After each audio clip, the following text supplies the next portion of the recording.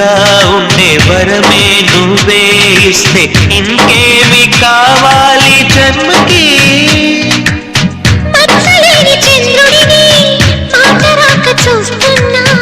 వరస కాని బంధుని చొరవ చేసి అంటున్నా ఇంకెప్పుడు ఒంటరినని అనరాదని.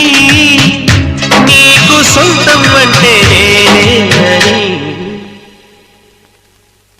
కొమ్మ కొమ్మ విన్నావమ్మ కోయిల వస్తుంది, వస్తూ వస్తూ తనతో వెన్నెల వెలుగులు తెస్తుంది. ఏవమ్మ మరుమల్లి తోరణాలు కడతావా, చిలకమ్మ ఎదురేగి స్వాగతాలు